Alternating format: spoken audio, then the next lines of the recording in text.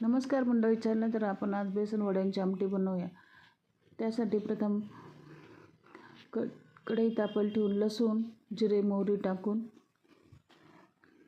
त्याच्यात कोथिंबीर कापून टाकू आणि तोपर्यंत बेसन पाण्यात कालवून घेऊ।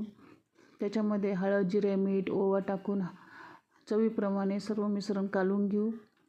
इतक्या प्रमाणात घट्ट करून घेऊ आणि तोपर्यंत हे पाणी उकळीमध्ये टाकलेले पाण्यात, गरम पाण्यात हे मिश्रण ओतून घेऊ।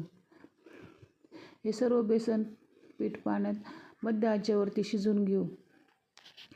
हे बेसन शिजल्यानंतर थोडी हळद कमी होती म्हणून मी पुन्हा वरून टाकले।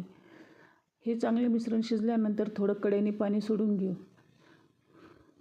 या पाण्यामुळे बेसन 5 मिनिटं झाकण ठेवून छान वाफ येते आणि बेसन छानपैकी तयार होते शिजल्यामुळे। याच्या ताटात ओतून वड्या पाडून घेऊ। अशा प्रकारे वड्या तयार केल्यानंतर इकडे मिक्सरच्या भांड्यामध्ये भाजलेला कांदा, लसूण, आलं, खोबरं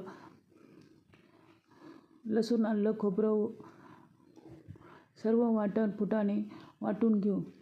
हे वाटल्यानंतर याची कढई तापायला ठेवून वाटलेलं वाटण तेलाची फोडणी देऊन लाल तिखट, काळा मसाला टाकून चांगले असे परतून घेऊ। चवीप्रमाणे मीठ, मिरची, मसाला सर्व मिश्रण टाकले। परतल्यानंतर